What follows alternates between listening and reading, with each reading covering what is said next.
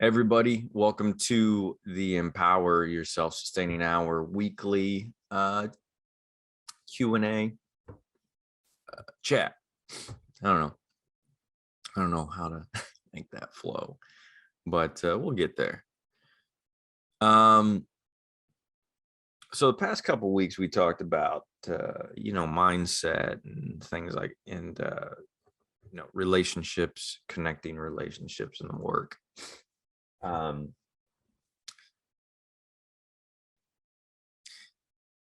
This week was a weird week for me. It was a tough week, and it wasn't tough because of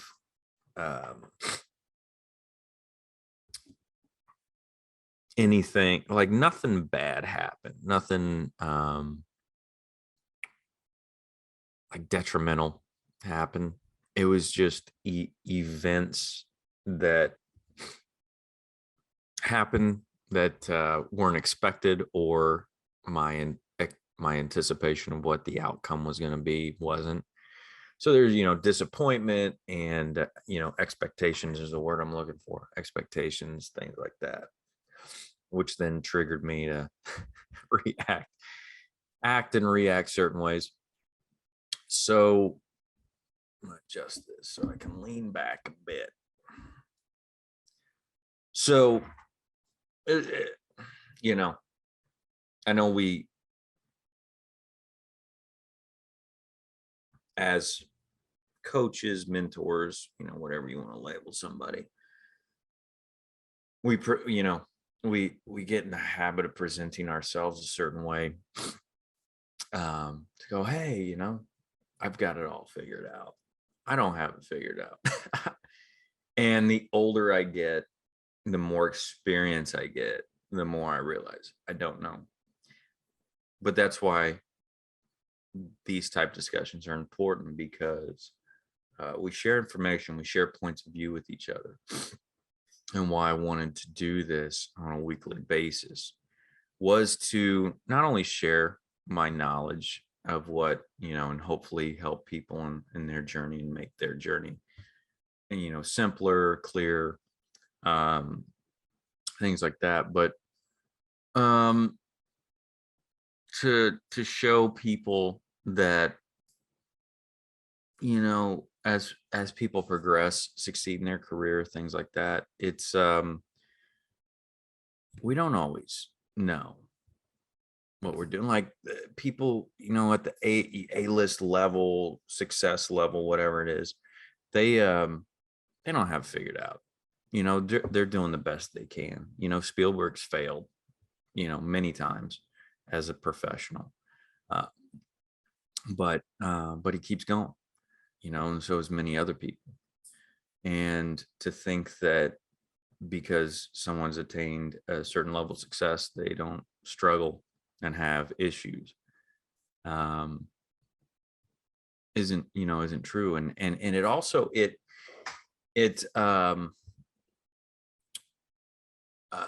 what's the word I'm looking for? Diminishes us. Like if I put somebody else on a pedestal and make them special, I diminish myself, because I'm not, they're special. And so therefore there's something about them that I don't have. It's not true. We all have the ability to achieve whatever we want. And if somebody else has achieved it, and somebody that came from our, the background we came from, or looks like us, or whether it be same country, same religious background, same economic, if we find somebody that's done it, that has achieved it, then it's possible. Doesn't mean it's not hard, and harder for some. So anyways, I just, I wanted to share that and just say that, this week has been a challenging one for me. And it's primarily been just, everything up, that my mind has been, I've been fighting with my mind, my belief systems, my narrative about myself, things like that, and expectations of the world. And I'm constantly learning to, or, trying to let go, to see the lesson or the growth opportunity in the situation. So, keep that in mind, just in your own life, in your own career. But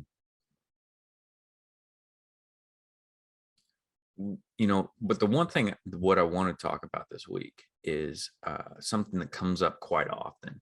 I had someone, one of my students, who had posted on Facebook about, they had moved to Austin, and they, asking, should I move back to LA now that things are opening back up, things are taking off again. And we got into this, I just shared my perspective on it. Not that that's necessarily the only truth or whatever, it's just perspective, but excuse me, it inspired me to want to talk about this today, because that was one, it comes up quite often, and it's with clients, with students, with myself, which is what we in surfing, I started surfing some years ago. And there's a lot of great terms in surfing that apply to life as a whole. But this one more so in my career, it's called Don't Chase the Wave. And what that means is that surfers there's a tendency when you paddle out, there's different breaks, there's different places the water breaks, and as you paddle out on the board, you choose one. You depending on how it's breaking, how fast it's going, how many people are out there, that type of situation. But they have a tendency that if you see all the waves breaking over here, you paddle over to that, and by the time you get there might still be some breaks, but maybe it stops breaking, and then you look over, to your left or your right, and you see that the waves start breaking someplace else. So then you paddle over there, and by the time you get there, they stop, and now they're back breaking over here. They're to your, further down to the side, and you can spend your whole day chasing the waves. And I did not learn this lesson early on. And one year I went to Hawaii, and I paddled out to the waves in Waikiki. And by the time I got out there, the waves stopped breaking, and they were breaking over to my right. So I paddled all the way over there. I was like, okay, I'll go over there. And by the time I got there, they stopped, and then they were back where I was before. And literally the whole day, I was just going paddling back and forth. And I was exhausted by the end of the day from just paddling back and forth. And I caught a couple waves. But what I didn't realize is if I would just stay there and go, okay, they're breaking over there right now, but they'll be back here. It's just flow, ebb and flow, that I can conserve my energy. And then when the waves do come, I can catch a wave. So I didn't. I was looking at, as we say, in life, the grass is greener, or, we see it in investing, like, all of a sudden crypto takes off. So everybody chases down crypto, and then it crashes, and then all of a sudden stocks go up. So everybody rushes over, and it's this constant back and forth, chasing the wave, chasing the money, chasing whatever it is. And then I realized, like, we do that. I do that in my career, in my creative, whatever is popular at the time, because we want success so badly. And I get it for, egotistically, I get it, because it's like, well, finally I can say I'm successful, and, I reap all the rewards from that. And I get it creatively, because, like, once you reach a level of success, you're able to do more opportunities come to you. You're able to play the roles that you want to play. You get to pick and choose. It makes things that are challenging starting out easier. It doesn't mean it doesn't come with its own set of issues. But in doing that, and in chasing down and looking over and seeing, look, everybody over there is having fun, or it seems that that's what's successful, so I'm going to do that. And we see it at all levels. We see it at the highest levels where, you know, and it's not always, I don't want to make it like it's a bad thing either, but we see studios like the table, you know, it's tilted now because now all the studios are making these massive comic book movies and series and things like that, because, you know, some, you know, they start to hit and they go, oh, there's money to be made, and so let's start, you know, whatever, or the Me Too movement, or Black Lives Matter, or whatever cause, you know, whatever awareness is happening in the world. And, you know, a studio or an individual, whatever it looks like, could go, oh, like, all the awareness is there, like, let's, and I've done it, believe me, I've done it, let's write a story to participate and be a part of that. The problem with that is that if we do that, we're just following the crowd and we're not honoring ourselves. We're not conserving our energy, our creative energy, or our physical energy, or whatever that looks like, if you want to assimilate it with the surfing. But assimilate that, or I'm sorry, but we're not conserving that energy to then, when we have an idea that inspires us, because not because it's popular, not because everybody else is doing it, or it has a high potential for success, but it's because it's something that really resonates with us. It's something that speaks to us at the core, right? Going back to my, you know, my surfing in Hawaii, like all those waves, the waves that I saw off to my side, they weren't my waves. They were the waves of all the individuals who were sitting there. My waves were coming to me, but I didn't catch them because I was so concerned about what other people were doing and what the success they were having, that I spent all my energy traveling, going against my first instinct, which was to, when I was paddling out, I looked at and I saw where it was breaking, and I said, I'm going to choose here.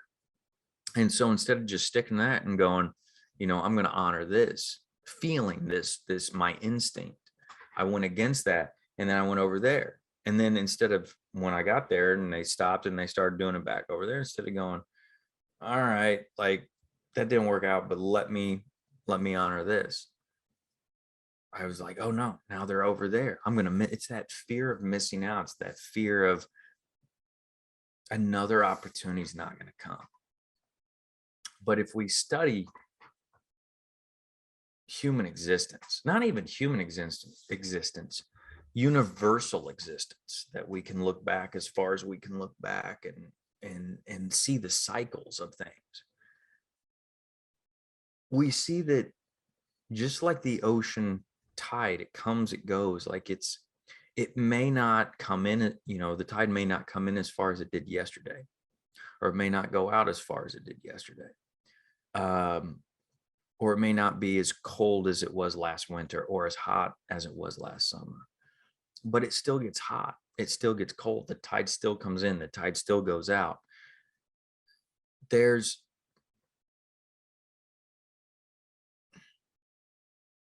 as Alan Watts talks about, is like, there's a rhythm like music, right? And a silence always follows a note, because if it didn't, we wouldn't hear the note, because we need the silence to hear the note. And so we may feel, because we've been brought up in this society, in this consciousness, that's been going on for thousands of years, at minimum, that opportunities only come once in a while and they're fleeting. But if you really look at that. Like there are opportunities coming to us every single day. But our perspective of the world and how we perceive or look at opportunities, our perspective of that, our belief of that is what dictates whether we see it or not. And so, like I was talking about this week when I first started talking, when I was talking about this week about all these things that happened in my life that were challenging, like, again, nothing bad happened. Like, nobody died. I didn't lose all my materialistic or financial whatever. Just things didn't work out the way I wanted them to, or the way I expected them to. Now, I could look at that as a loss, and I could get pissed off and all that, or I could look at it as an opportunity, right? And it's an opportunity to learn. It's an opportunity to grow. Maybe it's an opportunity of like, that's not what I'm supposed to be doing. I'm supposed to be doing this over here. But if I honor myself, if I stay on course and honor that, more and more opportunities will show up. I'll say, like, again, I just knew that I wanted to talk about this, but I didn't know where it was going to go. But so it's kind of going everywhere, but that's fine too. So if I'm jumping around, hopefully this will all tie together. It's making sense in my mind in ways, but who knows?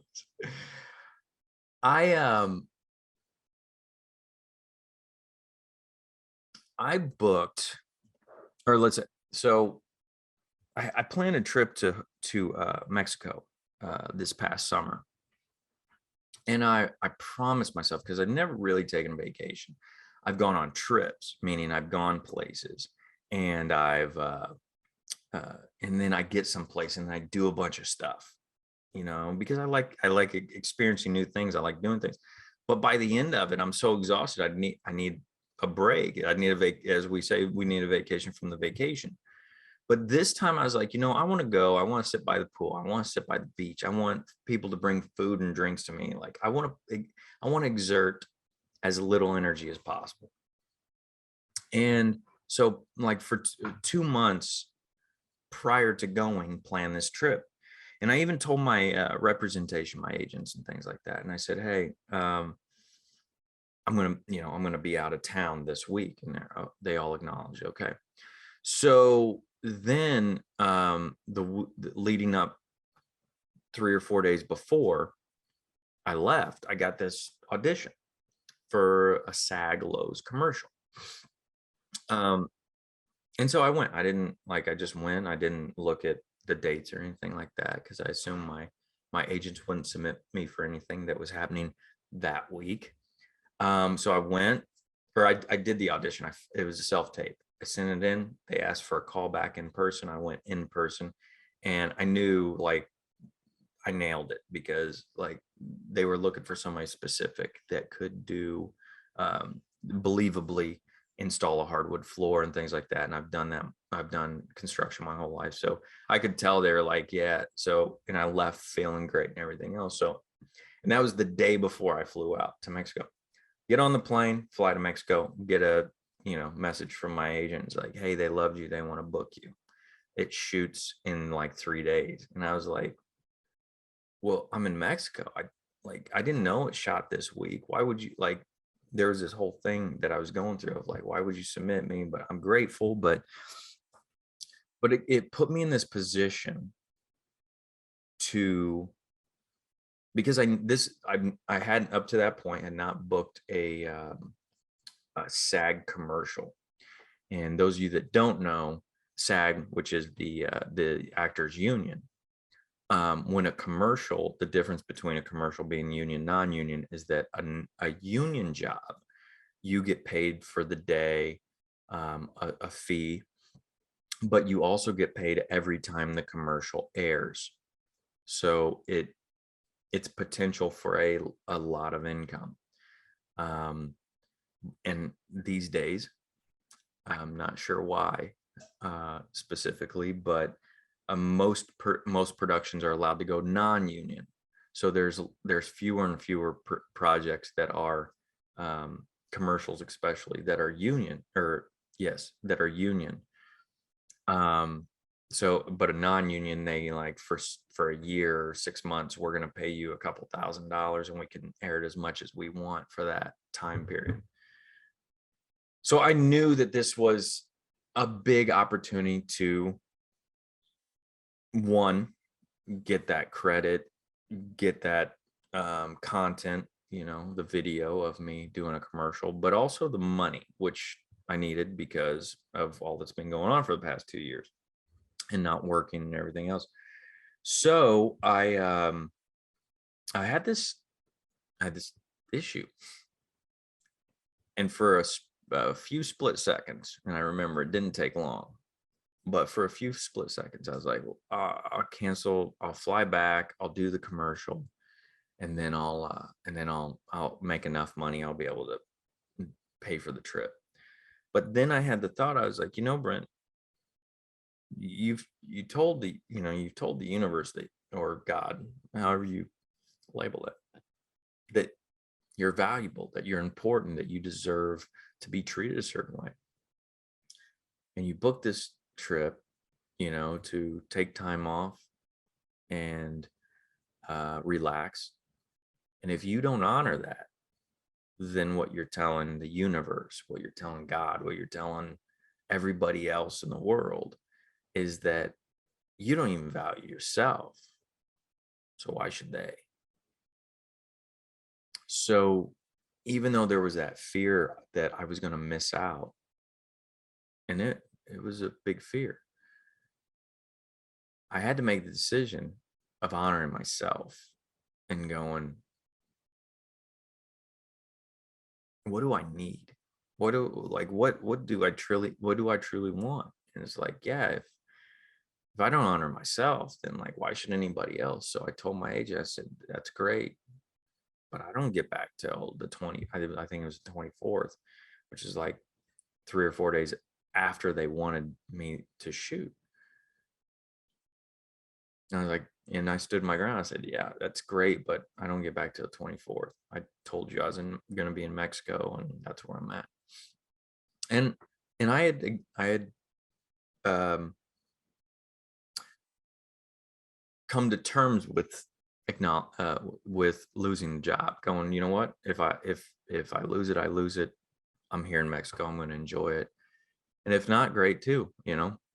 And I don't know, like I think it was a day went by, maybe not, maybe half a day or something like that. But then my agent responded to me and said, okay, they're fine with that. They want you. And that commitment to myself paid off, because I still got the trip to Mexico. I still got to shoot the commercial, still made a good chunk of money. Excuse me.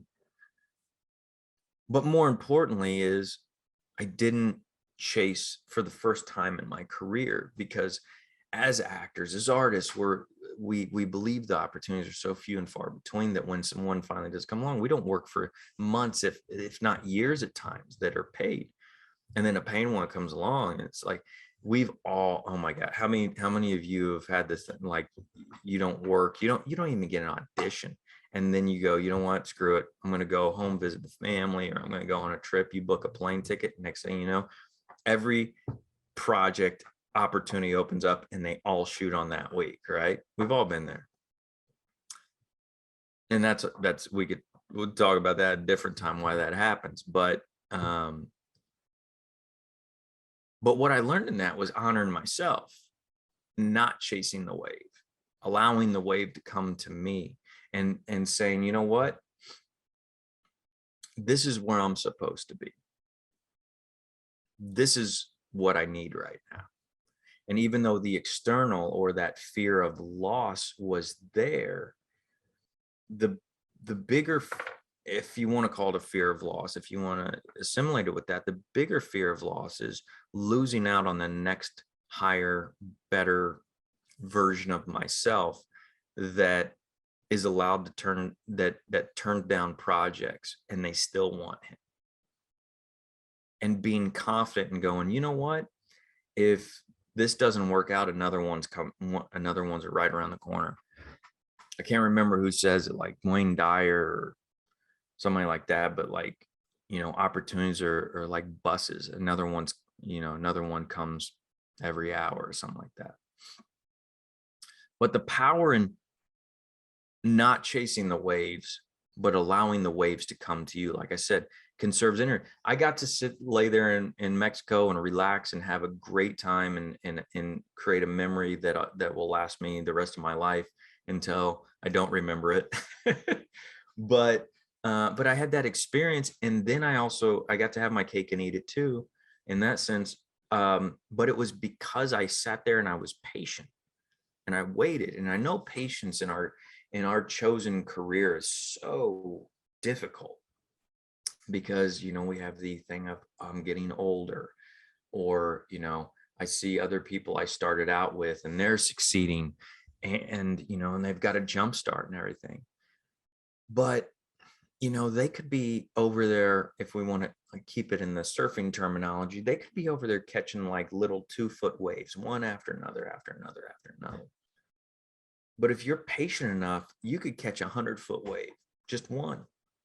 And that can carry you for the rest of your life. You look at like when I start having my freakouts about getting older and not reaching the success that I thought I'd have at this point, or what I wanted, and seeing people that I started with succeeding, and which I'm very I'm happy for.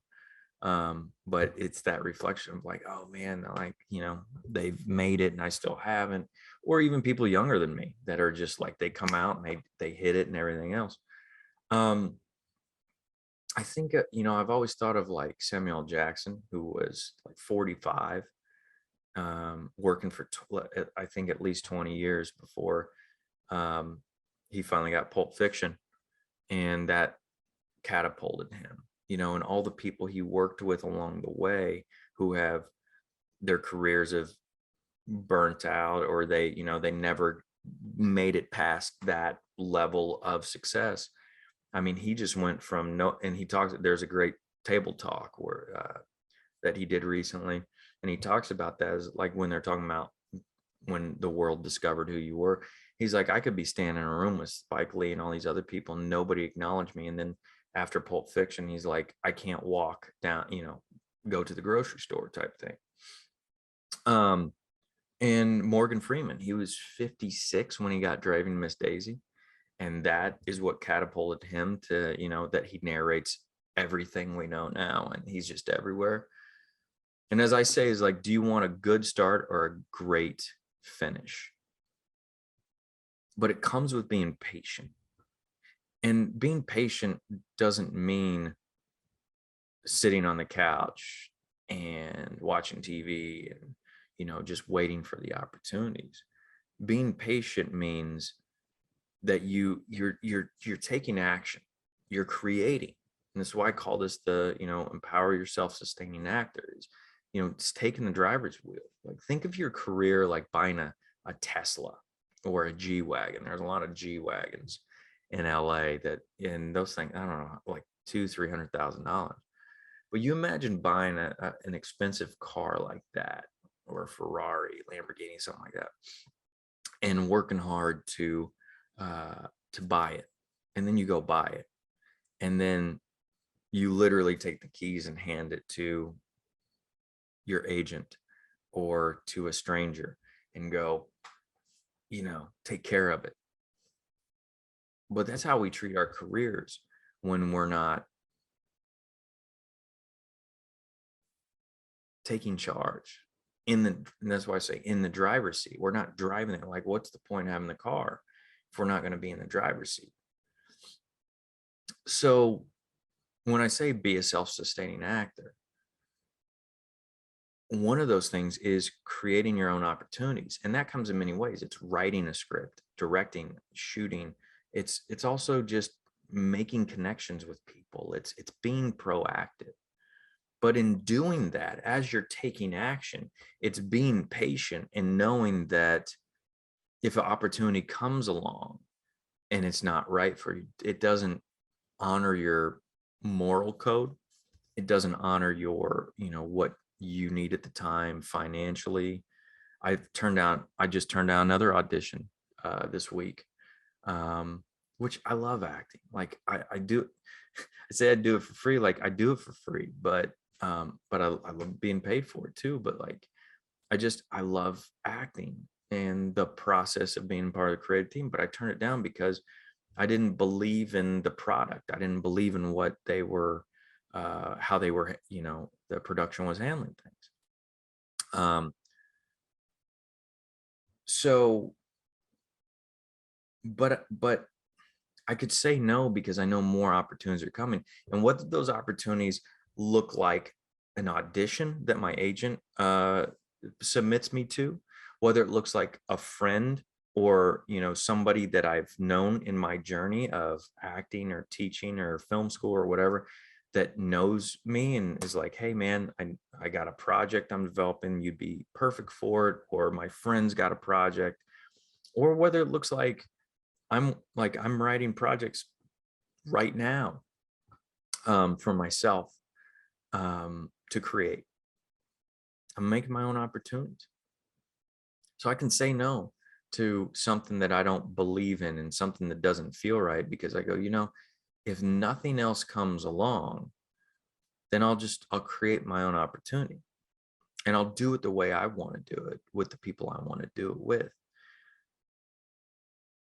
And that right there is being patient and waiting for the wave. It's going, and if I do this project and it doesn't become successful financially, if it doesn't become successful socially, if it doesn't become successful, did I say financially? If it doesn't become successful in the sense of my career moving forward, something like that, then there's another opportunity. Because again, whether it's an audition, whether it's somebody who knows me, or whether it's something I create. But if I look out at the world and go, okay, what's everybody else doing? Oh, look, these TikTokers are doing this. By the way, I'm not judging any of this. Like, to each his own. And if it's working, good on you. But like, TikTokers are doing this, and Instagrammers are doing this, and Facebook people are doing this. And if I look at all that and I start going, well, that's working, so let me do this. Well, by the time I get there, now that's no longer working.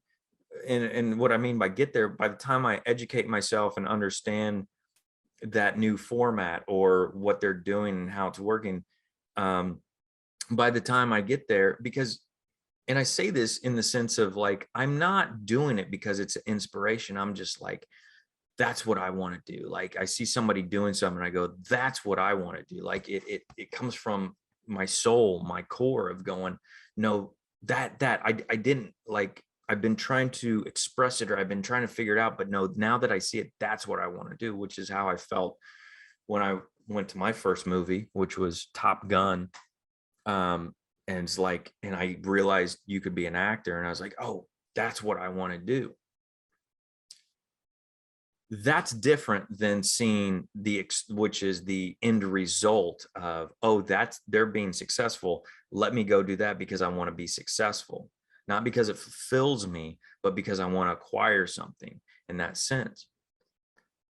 So then my point is, by the time I educate myself to understand how to use TikTok or Instagram or Facebook or whatever the new thing is that's coming out, by the time I do that, now something new has come out, and this is being successful, and now I got to learn and educate, and I'm constantly chasing waves and not gaining anything. I'm burning myself out. This is why actors they get so burnt out and exhausted, and they're just like, I'm over it. Like, I'm tired of it, because they're just constantly chasing waves. And so this goes back to the whole thing of the actor who posted about, well, I'm living in Austin, and should I come back to LA? And as we start talking about, they're like, yeah, man, I have this great community that is on the same path as I am. They get what I'm doing and what I believe in, and they support me. But should I come back to LA? And I'm just like, why would you?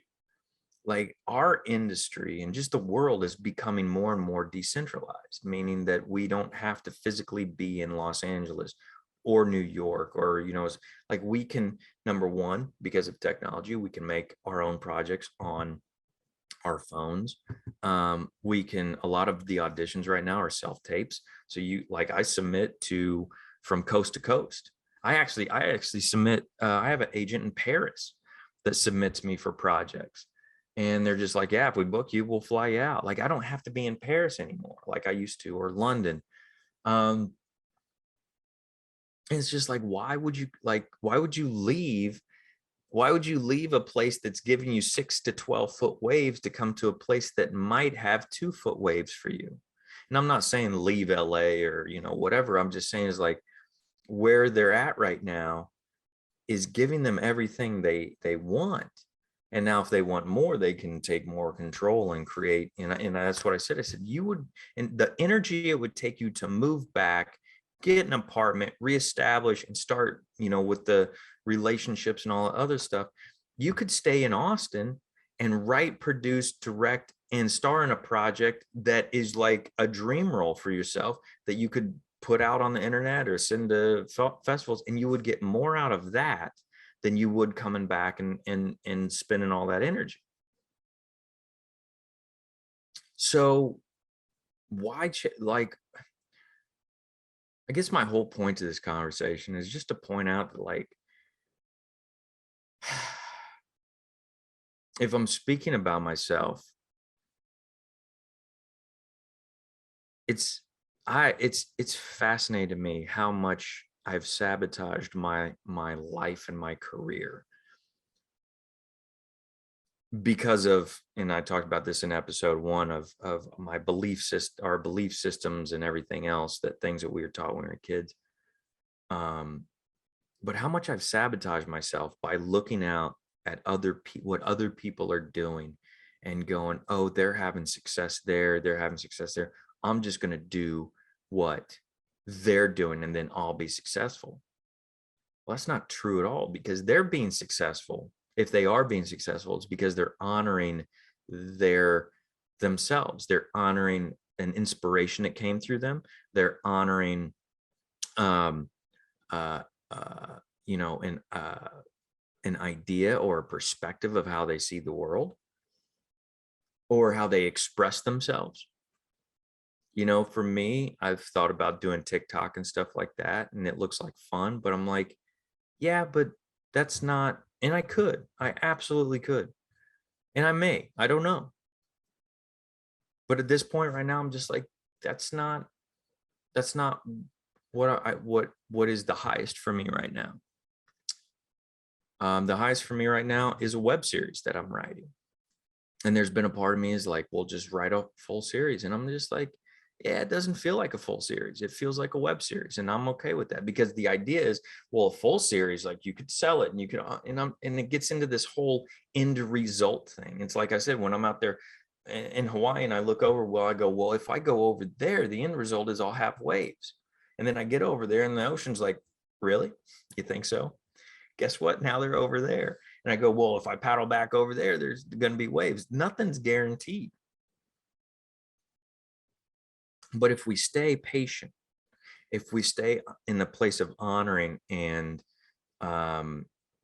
in believing that these opportunities are all around us at all times, if our eyes are open, and I don't mean our physical eyes, I mean our mental eyes, in the sense of believing that opportunities are around the corner, believing that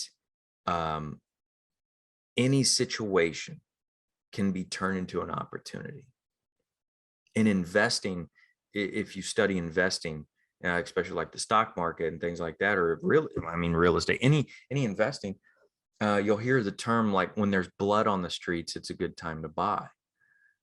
What that means, it sounds gory, but what it means is when the stock market is crashing, when it looks like everything is lost, that's when the intelligent people, and I don't mean intelligent by IQ or anything, but I mean people who understand the ebbs and flows of life and opportunities and things like that, that's when they go in and they buy everything really cheap, because they know, just because it looks like the tide's gone really far out and it's never going to come back, it's going to come back. And they go, I'm not going to buy it while it's up here. I'm going to wait for the tide to come all the way back here. And then I'm going to buy it knowing it's going to come up. And then when it comes up, I'm going to sell it and I'm going to take all that profit. And then I'm going to wait for the tide to come back. And then I'm going to buy more. And that's how it works. But it's patience. It's knowing that you're intelligent enough, that you're creative enough, that you're strong enough to weather the times when everybody looks to be winning and nothing's happening for you. You're being patient, going, look, I know it looks like everybody's winning right now, and maybe they are. And that's great for them. But that's not my journey. But whenever, in cycles, it doesn't have to be this way, but like, I'm just using it as a reference. But when everything else looks like everybody else's life is going to shit, you go, there's opportunity there. When COVID happened and the whole lockdown and all this, everything, there were people who, were like, oh God, when are we going to get back? And there's no work and there's nothing. And then there were the people that's like, now it's time to get to work. Now I'm going to start writing. I'm going to start creating. I'm going to start doing things. I have another student of mine who saw an opportunity because of a network, because they shut everything down and because of all the restrictions, they couldn't film anything and they had no new content coming for the Christmas season. Well, they had written something and that they couldn't really get, pitch prior to the lockdown. But then when the studio is like, well, we don't have any new content and we have no way of creating it, they said, hey, I got this script. My husband, my friends, we'll go shoot it. We're all friends and everything. So we'll quarantine together. We'll shoot this thing low budget, whatever, and we'll give it to you. They went out, shot it, sold the project, and that led to enough. And that just kept leading to more and more and more when everybody else was like at home buying Amazon and waiting for work to come back and waiting for other people to create opportunities for them and everything else. They went out and they said, oh, when everybody's like, this is terrible, the world's falling apart. They said, this is awesome. Here's an opportunity. Finally, like I was lost in all this noise, but now that everything's quiet, now I can stand up and they took the opportunity. They patiently waited as everybody else was catching waves and everything else. They waited and they said, my time is coming. And while I'm waiting, I'm getting ready. I'm honing my skills. I'm practicing my craft, whether it's acting, directing, writing, changing my mindset, building relationships, whatever that looks like. They're not just sitting on the couch watching TV. And if they are, they're doing it to educate themselves to, understand how to direct, how to write, what great characters look like, what to do, what not to do. They go, oh, I'd love to play that character. So they put pen to paper and they go, I'm going to write a character like that, but different with my personality because that's what I want to play. And I'm going to practice it. I'm going to get used to it. I'm going to start stepping into that. And then when the opportunity comes along, whether it's an opportunity somebody else creates for me, whether it's an opportunity somebody presents to me, or whether it's an opportunity I create, I'm ready for it. And that's the difference. So you can be spending your energy chasing the waves, paddling back and forth, not catching anything. Or you can be patient. And while you're being patient, you're preparing, you're getting ready for that 100-foot wave to come along. And you catch that thing and man, you never look back. Samuel Jackson, Morgan Freeman, they've never had to look back like ever since. And I'm not saying they've had an easy journey even since their success, but my God, look at their careers. Look at what they've done. They're like two of the most iconic actors since the 90s, just like they both hit in the 90s. What's his name? Oh God, the actor from Inglourious Bastards and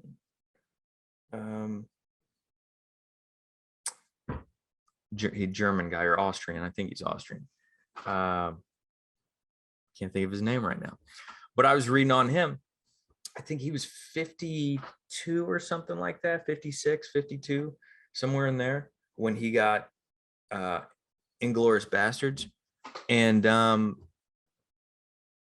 prior to that, he was just pretty much doing stage work. And I mean, luckily enough, he was able to make enough money doing stage acting to take care of his family and everything. But he really hadn't had any commercial success until Inglourious Bastards. And since Inglourious Bastards, he's won 2 Oscars. Right? There's people who have gone 40 years of a career and never been nominated. And he, in less than 15 years, can't remember when Inglourious Bastard came out, but yeah, less than 15 years of him like catching that wave, man. He's won 2 Oscars. He's oh my God, it's driving me nuts that I can't think of his name right now. I can see his face and everything. I know it. I don't know. It's been a long week. But it goes. Brian Cox. I was just again on this roundtable talk. I think it was a variety roundtable talk with the lead male actors. He talked like they were talking about anonymity and anonymity, whatever. People not knowing who you are and, having your personal life protected. He's like, for years, people thought I was another actor, Albert Finney. He's like, and so nobody really bothered me. He's like, until he got Succession, which he's like, now he's like, I can't walk down the street. And he doesn't really enjoy that. But what it does open up, it opens up all the opportunities. Like, yeah, people know who I am now. And it's opened up all these opportunities to where I can, accept or turn down certain projects. But he's, I think he's in his 70s. And he's had a great career, but commercially, like, not a lot of people have known him until he did the Succession. But the point is that he just kept staying his course, and he kept doing what felt right without chasing, the wave. And I shouldn't say, I'm sure that he's chased waves. I'm sure everybody's chased waves at times. But the point is that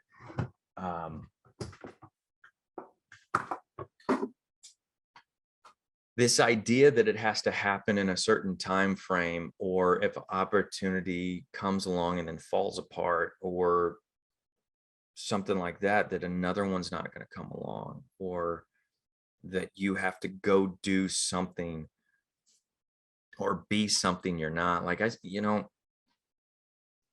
one thing I see in society as a whole, we're, as actors, as artists, it's important for us to be individuals in the sense of what we bring to, as I talk about, like putting the paint on the palette, on the canvas. I mean, we know Jackson Pollock because there's only one Jackson Pollock, and how he used those paints. There's only one Picasso because Picasso created his own style.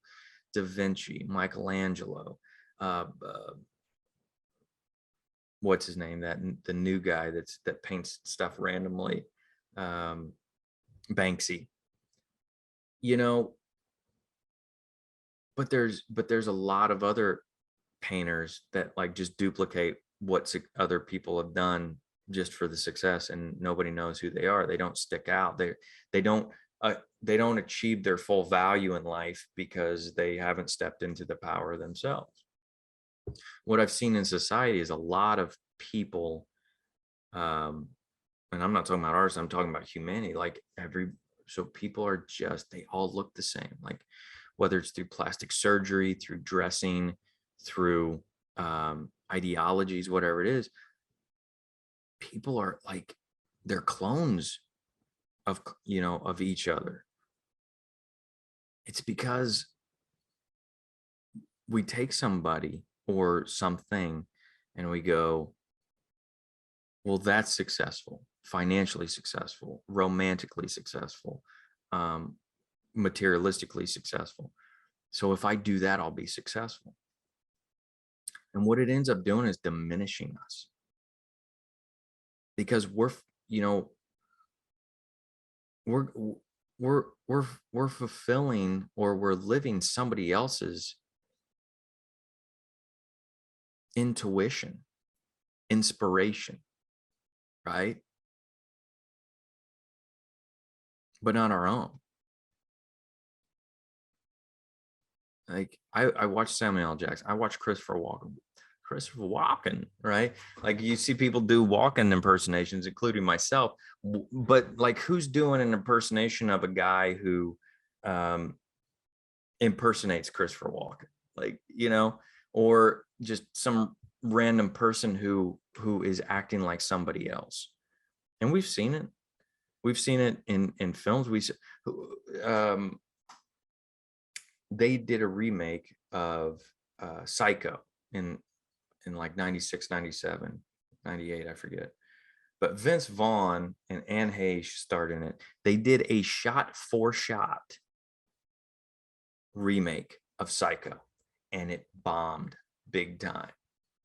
And if you listen to Vince Vaughn, or I think it was Doug Liman that directed it, I can't remember. But if you listen, maybe not. Anyways, if you listen to them talk about that, they go, what we thought would work because Hitchcock did it and it was so successful. But what we realized is, like, even though we did shot for shot, it didn't have his soul, his spirit, his inspiration that made it so special. We were just copying.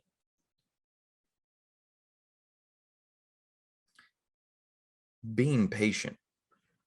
And I say all this, believe me, I say all this. Like, I have to say this to myself every day, because my instinct is to go out and achieve, and I just want to be successful. I just want to whatever. It's harder to step into ourselves, to honor ourselves, for many reasons. One, because we've been taught that way. Two, because it's just a tribal instinct to be a part of the tribe, because prior to civilization as we know it, if you didn't participate in the tribe the way they liked, they would toss you out and you would die because you had no resources. But there's a revolution that's happening right now in humanity, in many ways: spiritual, intellectual, creative. And what it's going to require, if you want to, shouldn't say survive it,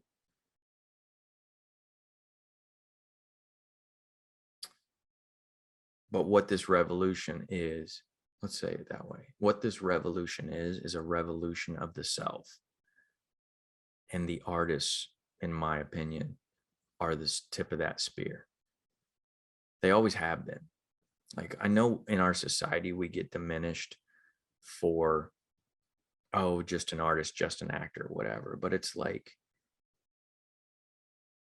there's not many people who built a business or created something 900,000 years ago that we still go, oh my God. Like, there's not too many technologies outside of like fire and the wheel or something like that that we go, oh my God, even that stuff we take for granted.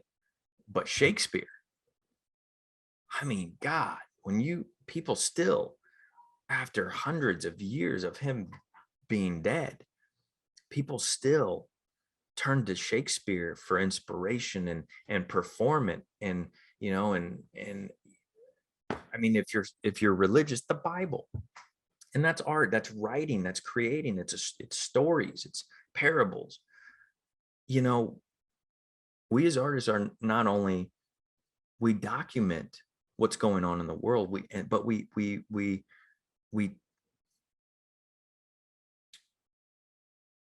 remind people, we tell the stories of where we came from. We are more important to society than most things, in my opinion, because of, like, I don't know how to say it, but what we need more than ever is more creatives, artists, actors, to lead from, to step forward from their own intuition, their own instincts. And a lot of times it's not going to be what's popular in society. You know, but at one time, well, I can't even use that example anymore because people think the earth is flat, but I don't know what to use. At one point in time, people thought that the earth was the center of the universe, or even the galaxy. Turned out it was the sun. But if back then you said, no, it's the sun, they would torture, kill, imprison, which they did to a lot of people just for speaking out against that. But there's no fear of death at this point. Well, I guess there could be. Who knows what societies, you know. But creatively, I mean, my God, I know anyone that is watching this and has sat through this whole thing is somebody that knows deep down inside they have something special to say and to do. And you don't, and you may not even know what that is right now, but you're not going to find it from paddling from one perceived opportunity to the next. You do that from going within, finding out what inspires you, and then expressing that, even if it's not popular, even if nobody pays you for it, even if it makes no sense to anybody else. Because at some point, when everybody's tired of all this, like, I'll wrap up with this. Top Gun 2 just came out, right? Why was it so big? Well, one, because number one, it had a following from, you know, the first one. But why is everybody talking about it? Because we've gotten, when, you know, Avatar and Gravity and all these movies and Star Wars, the newer Star Wars that George Lucas did in the 2000s, when they came out and he started using digital technology. Jurassic Park was a big one. When they started figuring out how to use CG, like, we're all blown. Jurassic Park came out and everybody's like, holy shit, right? It was a game changer. But now, like, we watch the Marvel movies and all this other stuff, and we've become so numb to the de-aging, which was cool a couple of years ago. It's like, holy shit, they de-aged Robert Downey Jr. or something like that. But we've become so numb to it because it's just like, oh yeah, we can do that now. That then when Top Gun 2 comes out, they go back to practical, and because technology, they're able to put the cameras in the planes and do all these tricks and capture it, that you're blown away because it's practical. It's not CG, it's not green screen, right? But Tom Cruise and all those people involved had to go, you know what? I don't want to do CG. That doesn't honor what this thing is. And I'm sure he met a lot of resistance and pushback because of many things. But he did it and it paid off. And that's why everybody's raving about it, because it's an experience that is outside of what's being successful right now. What's the safe bet? What, you know? So I would challenge you with this. What do you have to say? What inspires you? Like, what makes you laugh? What makes you think? What makes you cry? Tell that story, even if it's not what's popular right now. Because even though all those waves are breaking over there, they're going to start breaking where you're at very soon. But if you're not there for it, if you're not preparing for it, if you're not physically, intellectually, creatively there, and this has happened to me too, is I had an idea for something or something, and then I go, oh, but that's, I'll go do this. See, everybody's being successful over here. I'm going to go do that first, make some money, and then I'll come back to this thing. And then while I was chasing down this thing, I look back and guess what? Somebody else had the same idea and they did it and became very successful. They caught my wave. The waves are coming. It's up to you where you're going to be when they come. You could be chasing the other ones, or you could be right where you're supposed to be, knowing that they're coming and ready for them and ready to catch that 100-foot wave, whatever that looks like. Follow your intuition, follow your instincts. Look inside, not outside, because the outside's the past. It's already happened. If you look out and you see it happening, it's already done. And I mean that, what's the phrase I'm looking for?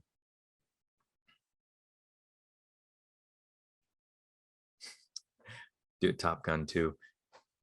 I think they said Top Gun 1, 2, I don't know, but it's like, if you think up there, it's already too late.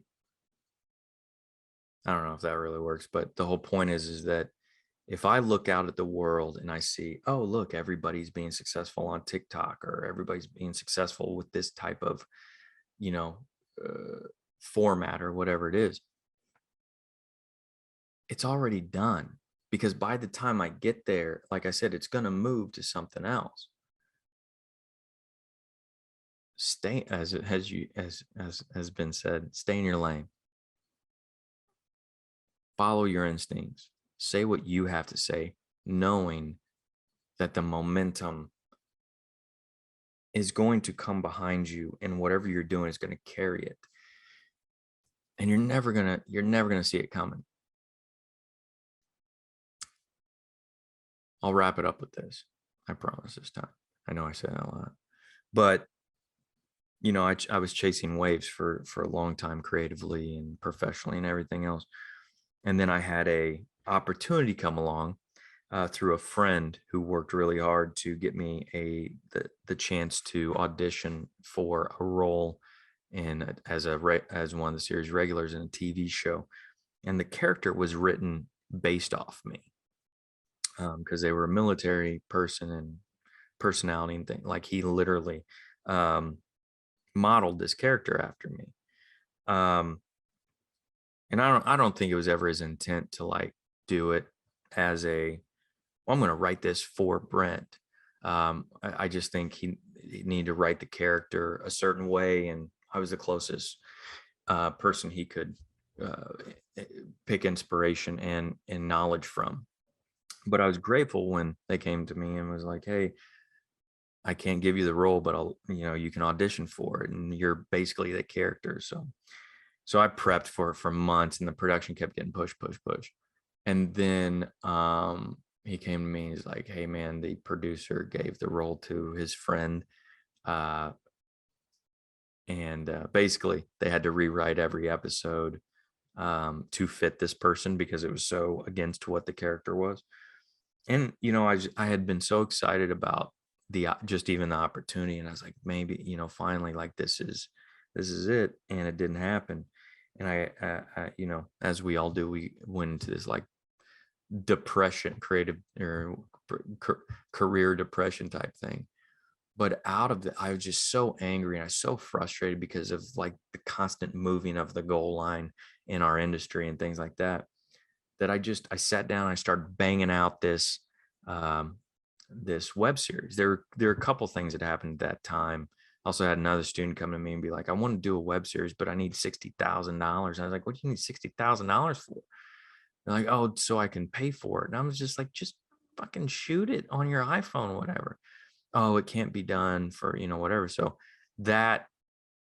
I challenged myself. I said, to prove it, I'm going to shoot a web series on my iPhone for less than $1,000. So then the event happened with the project falling through. And so I wrote it, and I was like, these two things kind of came together at the same time. And I wrote it as a kind of love-hate letter to Hollywood type thing, like my frustrations with Hollywood, but also my love about Hollywood and acting and everything. And I ended up shooting it on an iPhone 7 with my crew of people that we shoot content together. I called up all my actor friends and students and things like that I've always wanted to work with on set, and said, hey, can you come in for a couple hours to play a quick role? And they did. And so 42 people played multiple characters. We shot it over 14 days, which was spread out over a month, which we didn't shoot more than, like, I think 4 hours at most. And we stole everything. We stole locations, everything. It was the most fun I'd had in years. And I did it just to have this outlet. It wasn't like, is this going to go anywhere? I needed this outlet to express myself. And we got done with it. I was so proud of it. Everybody loved it. Even at the premiere, when all the actors came and we had, they brought their families and friends with them. I had so many family members, husbands, wives, moms, dads, come up and say, I never understood why my husband, wife, son, daughter was doing what they're doing, or I didn't understand what they were going through until I saw this, and now I get it. So thank you. And like, that was unexpected. Like, I was like, yeah, I did this for me, just as a vomit type thing, like to get it off my chest. But then I had a friend, and that was good enough for me. I just said what I had to say. And then a friend of mine was like, hey, the Emmys, you can submit web series to the Emmys for primetime Emmys. And I looked into it, and we could. So ended up submitting it, and it was up for 2 primetime Emmy awards. And that opened so many doors for me in Hollywood. People were listening to me all of a sudden. People were asking me questions, like successful people, like, that were established, were like pushing people to the side to look at me and go, explain to me how you did this, or, whatever. It did more for me professionally in that 1 year, from the time I came up with it to the time we submitted it, than the previous 8 years combined. But I didn't do it with the idea of, if I do this, it'll open all these doors. It was an inspiration that came through me, and I honored it. And then all these personal and professional opportunities opened up. So I didn't, when the whole project fell apart, I wasn't like, all right, well, what else is successful? I'll go do that because I just want to be successful. I had this come up, and then I honored it. I know as creatives, we have ideas and inspirations all the time. And we go, that would be a cool thing, but I'm not smart enough. I don't know how to write. I don't know this. I don't know that. Or we go, well, I'll do that when I become successful, when I have money. It's like, but what if that's the thing that gets you where you need to go, or where you want to go, easier and in a shorter period of time? But you have to honor and explore that in order to find out.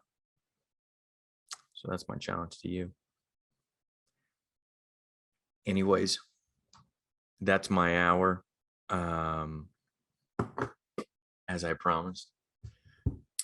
I hope everybody enjoyed it today and any day in the future that watches this. The world needs more of whatever you have, from your true self, not from your egotistical, I want to be successful, I want to achieve things, from what you showed up with before you even knew who you were. So bring that out. I'm excited to see it. As always, if you have any questions, feel free to email actorshole@gmail.com, visit actorshole.com. We got a bunch of links to content and things like that, other